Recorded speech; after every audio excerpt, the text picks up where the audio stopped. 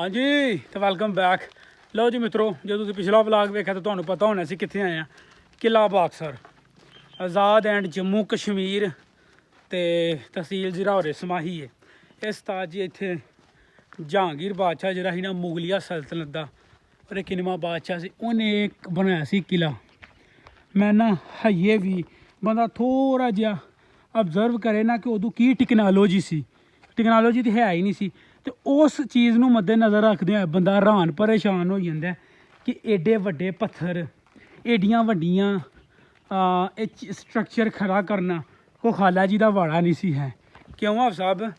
ਹੋਰ ਵੱਡੀ ਗੱਲ ਜਿਹੜੀ ਹੈ ਇਹ ਜਿਹੜੀਆਂ ਦੂਰਬੀਨਾਂ ਸੈੱਟ ਕੀਤੀਆਂ ਗਈਆਂ ਨੇ, हाँ ਯਾਨੀ ਕਿ ਦੂਰੋਂ ਵੇਖਣ ਉਹ ਵੇਖੋ ਲੱਗਦਾ ਹੀ ਨਹੀਂ ਕੋਈ ਅੰਦਰ ਚੀਜ਼ ਨਜ਼ਰ ਆਉਣ ਡਈ ਹੈ। ਇਹ ਚੀਜ਼ ਇਹ ਲੀਆਂ ਬਾਹਰੋਂ ਬਿਲਕੁਲ ਪਤਾ ਲੱਗਦਾ ਕहीं नहीं, पर अंदरों ये ਵੇਖੀਏ ਨਾ ਅੰਦਰ ਭਾਵੇਂ ਵਹਾਨੇ ਦੂਰ ਤੱਕ ਨਜ਼ਰ ਜਾਂਦੀ ਹੈ।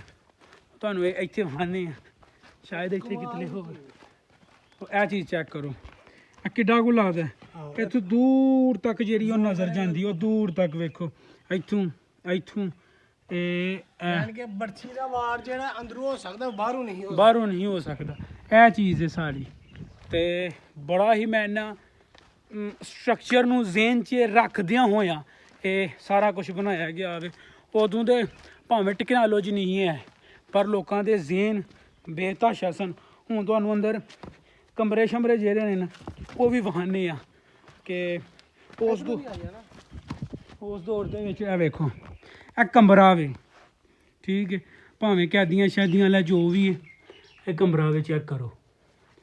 ਤੇ ਕੁਦਰਤ ਅੱਲਾ ਦੀ ਕਿ ਹਾਈਏ ਤੱਕ ਵੀ ਉਂਝ ਹੀ ਖਲੋਤਾ ਹੋਵੇ। ਇਹ ਵੀ ਬਰਛੀਆਂ ਵਾਲਾ ਹਿਸਾਬ ਕਿਤਾਬ ਹੈ ਸਾਰਾ। ਇਹ ਤੋਰੋ ਤੋਰ ਕੰਬੜੇ ਹੀ ਕੰਬੜੇ ਨੇ। ਤੇ ਮਸਲਨ ਕਿ ਕਿਲੇ ਨੂੰ ਮਜ਼ਬੂਤ ਰੱਖਣ ਵਾਸਤੇ ਇੱਥੇ ਕੈਦੀ ਸ਼ਾਦੀ ਬਹਿੰਦੇ ਬੁੰਦੇ ਹੁੰਦੇ, ਅੰਦਰ ਕਿਲਾ ਹੋਵੇ।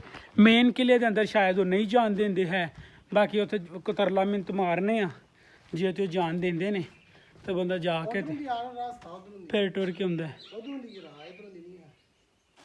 ਇਧਰੋਂ ਦੀ ਨਹੀਂ ਆਏ ਹੈ, ਇਧਰੋਂ ਦੀ ਕਿਤੇ ਆਹੋ। ਤੇ ਇਹ ਜਾ ਅੱਗੇ ਨਿਕਲ ਜਾਣਾ ਉੱਥੇ ਨਹੀਂ ਨਿਕਲਣਾ, ਉਧਰੋਂ ਦੀ ਉੱਤੋਂ ਦੀ ਜਾਂਦੇ ਆ ਨਾ। ਓਏ ਆ ਇਧਰੋਂ ਫਿਰ ਆਈਆਂਗੇ। ਲਓ ਜੀ, ਸਫੇਦੀ ਸਫੂਦੀ ਇਹਨਾਂ ਹੁਣ ਕੀਤੀ ਹੈ ਤਾਂ ਕਿ ਕੋਈ ਥੋੜ੍ਹਾ ਬਹੁਤਾ 2012 ਤੋਂ ਬਾਅਦ ਫਿਰ ਇਹ ਫੌਜ ਨੇ ਆਪਣੇ ਅੰਡਰ ਲੈ ਲਿਆ ਤੇ ਇਹਨੂੰ ਕੰਸਟਰਕਸ਼ਨ ਕਰਵਾ ਕੇ ਨਾ ਤੇ ਇਹਨੂੰ ਹਿਸਾਬ ਦਾ ਕੀਤਾ ਆਪਣੇ ਦਾ। ਤੇ ਜੇ ਨਾ ਸਿਆਲਕੋਟ ਕਿਲੇ ਦੇ ਵਿੱਚ ਨਹੀਂ ਪੌੜੀਆਂ ਵੱਡੀਆਂ ਵੱਡੀਆਂ ਹਾਂ, ਇਹ ਚੈੱਕ ਕਰੋ ਜੀ ਇੱਥੋਂ ਕੀ ਸ਼ਾਨਦਾਰ ਵਿਊ ਪੂਰੇ ਦੇ ਪੂਰੇ ਥੱਲੀ ਚੀਜ਼ ਦਾ ਹੁੰਦਾ। ਚੈੱਕ ਕਰੋ, ਕਿਆ ਬਾਤ ਹੈ ਜੀ, ਕਿਆ ਬਾਤ ਹੈ। ਕਿਉਂਕਿ ਕੁਛ ਐਸੀਆਂ ਚੀਜ਼ਾਂ ਨੇ ਜਿਹੜੀਆਂ ਕੈਮਰੇ ਦੀ ਅੱਖ ਤੁਹਾਨੂੰ ਨਹੀਂ ਵਿਖਾ ਸਕਦੀ ਹੈ। ਬੂਹਾ ਖੁੱਲ੍ਹਾ, ਬੰਦਾ ਅੰਦਰ ਨਾ ਟੁੱਟ ਜੇ। ਪਹਿਲਾਂ ਉਧਰੋਂ ਵੇਖ ਕੇ ਵੀ ਹੁੰਦੇ ਆ ਮਤਲਬ। ਚਲੋ ਆਓ ਜੀ, ਤੁਹਾਨੂੰ ਖਾਂਦੇ ਆ ਕਿਲ੍ਹਾ ਬਾਕਸਰ ਆਉਣ ਵਾਸਤੇ ਤੁਹਾਨੂੰ ਹੋਣਾ ਪਏਗਾ ਆਜ਼ਾਦ ਕਸ਼ਮੀਰ ਬਾਬਾ ਸ਼ਾਦੀ ਸ਼ਹੀਦ। ਤੇ ਬਾਬਾ ਸ਼ਾਦੀ ਸ਼ਹੀਦ ਤੋਂ ਅੱਗੇ ਤਕਰੀਬਨ 24 ਕਿਲੋਮੀਟਰ ਹੋਣਾ, 24 ਕਿਲੋਮੀਟਰ। ਤੇ ਬਹਰਹਾਲ ਜਿੰਨੀ ਜ਼ਲਾਲਤ ਹੈ ਓਨਾ ਖੂਬਸੂਰਤ ਵਿਊ ਵੀ ਹੈ ਵੇ। ਤੇ ਚੈੱਕ ਕਰੋ ਉਸਤਾਦ ਜੀ। ਉਸਤਾਦ ਜੀ ਵਲੌਗ ਦੇ ਵਿੱਚ ਲੈ ਲਈਏ ਤੁਹਾਨੂੰ ਕਿ ਕੋਈ ਮਸਲਾ ਹੈ? ਨਹੀਂ ਮਿਹਰਬਾਨੀ। ਚਲੋ ਆ ਗਿਆ। ਕਿਹੜਾ ਚੈਨਲ ਹੈ ਵੈਸੇ ਤੱਕ ਲਾਵਾਂਗੇ? ਤੱਕ ਲਿਓ ਹਸਨ ਲਾਈਫ ਟੀਵੀ।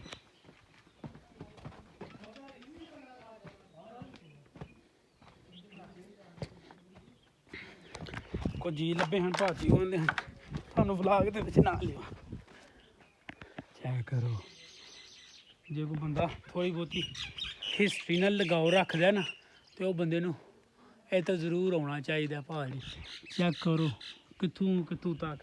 ਹੁਣ ਇਹਦੇ ਉੱਤੇ ਜਾਣ ਦੇਣ ਤੇ ਮਜ਼ਾ ਫੇਰ। ਇਹ ਵੇਖੋ ਭਾਜੀ, ਸਾਡੇ ਉੱਥੇ ਹੁਣ ਆਮ 9 ਇੰਚੀ ਦੀ ਕੰਧ ਵੀ ਬਣਦੀ ਹੈ ਤੇ ਇਹ ਜਿਹੜੀ ਮੇਰੇ ਹਿਸਾਬ ਦੇ ਨਾਲ ਕੋਈ ਘੱਟੋ ਘੱਟ 20 ਫੁੱਟ ਦੀ ਜਿਹੜੀ ਹੈ ਨਾ ਉਹ ਦੀਵਾਰ ਹੋਣੀ ਹੈ। ਚੈੱਕ ਕਰੋ,